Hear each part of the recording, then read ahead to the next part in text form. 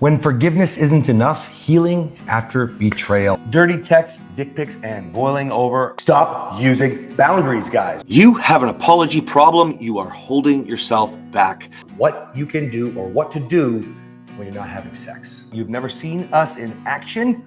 There is always something that you need to do better. When forgiveness isn't enough, healing after betrayal. Welcome to the Modern Marriage Podcast, guys, where I'm going to get really raw with you today. As opposed to? She's got me there.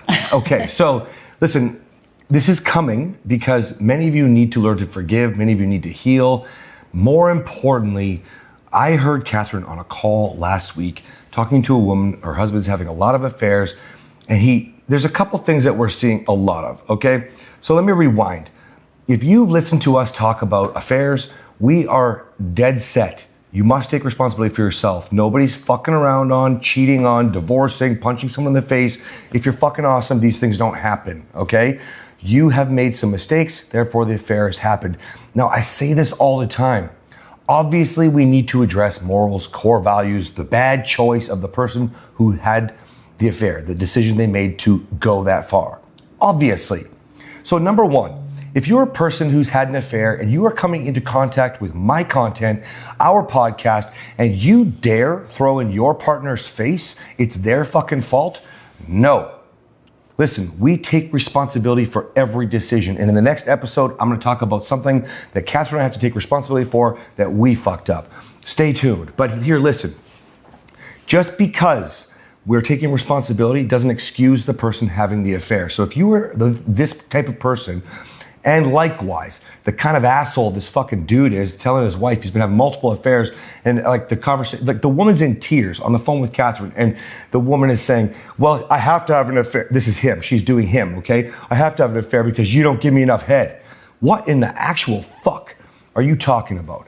Again, people do cool fucking fun adventures if you're fucking awesome.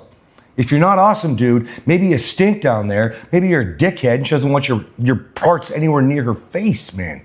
Like, I can't handle it. Mm-hmm. I can't handle it. You got, like, unreal. Take responsibility for yourself. Now, this is important. Just because you take responsibility for yourself, it doesn't mean that the healing is going to happen after a betrayal. It doesn't mean that you're going to be able to just forgive and it's going to be easy. Okay. Yeah, identifying where you went wrong is important. And you can't blame yourself for the affair. I can't tell you how often I say this. The affair happened for a reason. Is it your fault that your husband or your wife had an affair? No. But what can you take responsibility for? Where did the break in connection happen? When did you stop connecting and being your husband's friend, your wife's friend? When did that happen? You can take responsibility for that. When you take responsibility for that and you can say, okay, I can see what led to the affair. You have to be able to see that. You can rationalize it, but you don't rationalize the affair. You just rationalize how you got to this place. That does not excuse the person that had the affair. I know I'm just repeating what he said, but I want to make sure that I hit this home for you guys. And then the healing part, just because you can identify where you went wrong doesn't mean that everything goes away. Gosh, no, you're going to have so much pain. I get it. And it's still not your fault that your husband or wife had an affair. That's right. And by the way, those of you who understand betrayal in our world, this is a lot bigger than affairs, okay? It's how you speak. It's how you respect. It's the lack of gratitude, the lack of ownership in your partnership, your team, the lack of care for your partner. There's all kinds of ways that you can betray your partner, i.e. yourself and your marriage, okay? So listen, you want to forgive, I get it. The very first piece of advice that I can give you is simple. You have to forgive. You have to stop looking for an apology. You have to stop trying to find all the things that they're doing wrong. You know, something that's gone recently very, very viral is I can't remember if it was my husband or my wife, but, I think it was my wife looks at my phone every night. Okay.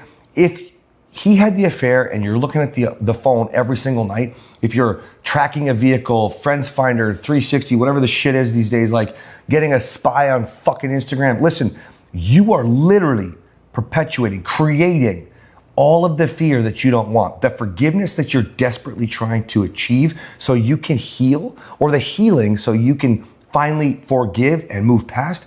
It's impossible if you continually put yourself in a state of anxiety, of depression, of distrust. You must give your partner the opportunity to grow. Now, here's the thing about it. Of course you need an apology. I'm not saying the apology won't help, but you have to ask yourself, did that apology, does it ever matter to you? Like you want the feeling of healing. You want the feeling of trust. You want the feeling of security. No words are going to give that to you. Now, most of the time, he or she doesn't even know why they had the affair. We just talked about taking responsibility and ownership for what led to the affair. Most of you don't even understand the shit that you want the apology for, the healing that you need recovery from. Like, you are literally talking about symptoms. Symptoms.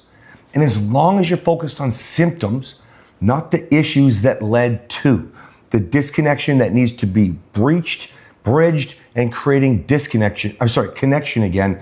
Without that, the words don't matter. The insecurity will always be there. The betrayal will always feel like it's cutting deep, like it was yesterday. No matter how much you avoid the phone or stop tracking each other, etc. You know what I'm saying? Yes, and I love the way that you said that, because the affair is the symptom. The affair isn't the issue. The issue happened long before the affair. Correct. Affairs in general don't just come out of nowhere. I know sometimes that they probably do. That is very rare. That's very rare. Like, yes. You guys look at statistics. It comes from something. So that affair happened because of what? So you might want an apology for the affair, but it's only words. You're not healing the root issue, which is the disconnection and the other betrayal. So did you hear the way he described betrayal? Betrayal in our world and the way that we think about it is disrespect, contempt, the resting sneer face. The way that you treat your partner can be a betrayal. And so if you go back to where the real disconnect happened, where the betrayal started, that's where the healing needs to come in. Not for the affair. Yes, the affair is a symptom, and that is a very painful symptom. And yes, you have to heal from that. But you can't heal from that if you don't heal the root cause. Well, because the root cause will probably happen again. How many times have you guys gone through a cycle, forget betrayal for a second, like in your world affair, okay? How many times have you gone through a cycle of wanting to talk about an issue, trying to resolve an issue, trying to move forward? Again, you're probably talking about symptoms, not the issues. Mm-hmm. And the reason that is because that symptom hurts so bad. And you've stopped talking about the things that mattered. Like, let's just talk about prioritization of each other. Always remembering that neither one of you wanted to hurt each other. Neither one of you intentionally set out to hurt each other. Mm-hmm. Let me say this for a third time. If you guys can wrap your head around the fact that both of you, betrayal or not, you've both betrayed. Okay, so whatever you think betrayal is what I mean. You literally don't want to do that to your partner, and neither do they.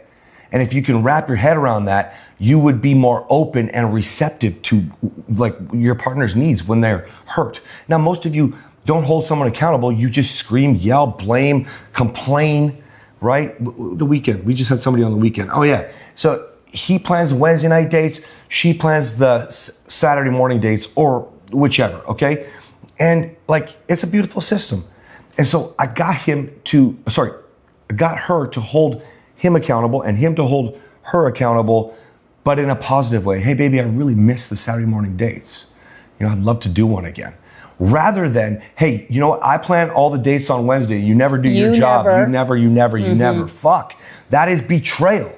Because you are literally not honoring a respectful, loving manner, saying exactly what you want and getting and creating the life that you want. And by the time the affair happens, it's because you guys haven't been going on dates for so long. You're so busy fighting about it that Wednesday days suck. And now you're not doing shit. Mm-hmm. You're not even addressing the real issue.